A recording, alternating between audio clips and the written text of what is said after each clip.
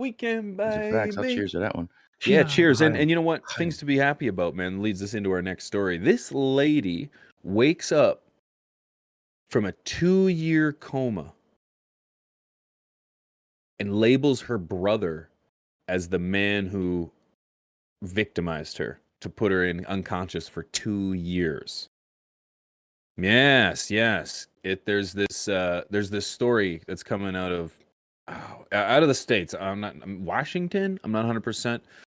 She wakes up after 2 years, and then she names her brother as her attacker.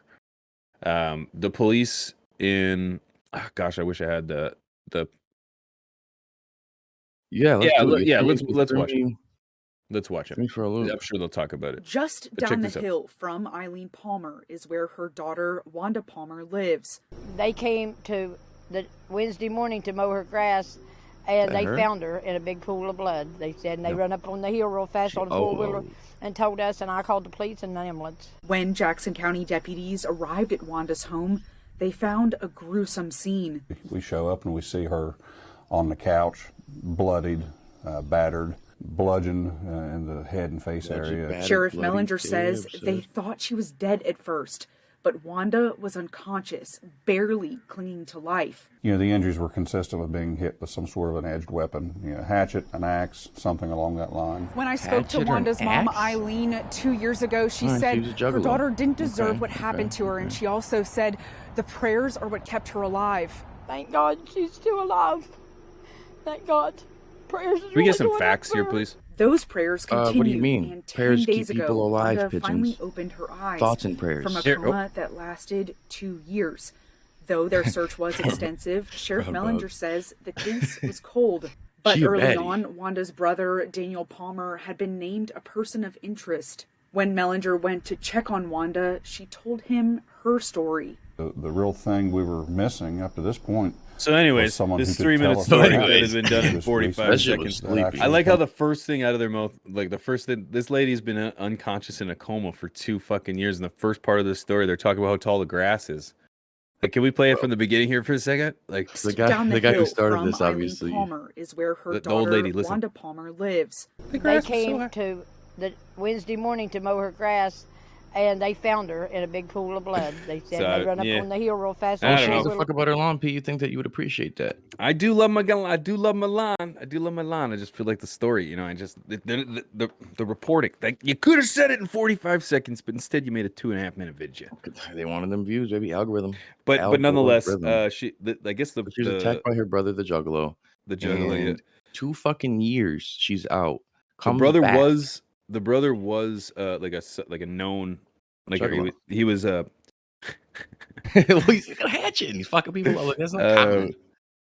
Known suspect. There we go. And then it was a cold case till he says something in here too. One of the guys, the chief or whatever, is like, you know, we had it all figured out except for who did it.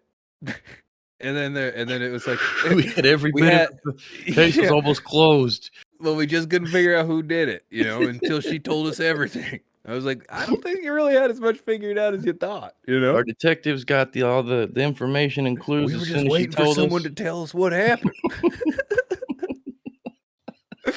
Can you find it's as soon as like the sheriff starts talking? It's yeah. I was just like, damn. Well, we were at the pub. We had to actually travel by ATV into a remote location. ATV cruising. Sheriff Mellinger says Wanda will never be fully recovered. She'll never be normal, I mean, per se. Right there, yeah. It wasn't tracked her brother. Wanda identified her brother, Daniel Palmer, as her attacker. I don't know if we knew him recently to live in some pretty poor conditions himself. We put together a plan there. So we're in Alabama. We had to actually travel by ATV into a remote location. That boy looked like something's going on with him. Anyway, I guess it's I made it all up. Okay, but anyways, yeah, definitely not crazy though. So just when you thought yeah. Not the face I expected, but hey, you know, somehow he was able to see her, move his neck, and turn and find her and move. And so he was able to move. Yeah, it turns out actually she ran into the blunt object. That's what it was. He was just sitting there. He was just sitting there, just wheeling it back and forth. So if you run into this, twisted, it's your own fault. Literally just. Oh, and she leaned into him and got her. Yeah. Suspect was on scene, just 4 feet from the body. Didn't get too far. Yeah. Anyways, yeah. Yep. I don't know why we're laughing about this. We're both going to hell, for the record. Yeah. You know, I've already made peace with that.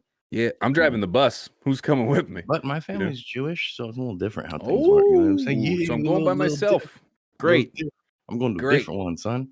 A different one. Ooh, purgatory. Do you have I don't know where. Somewhere halfway in between. Yeah. That's the way she'd be.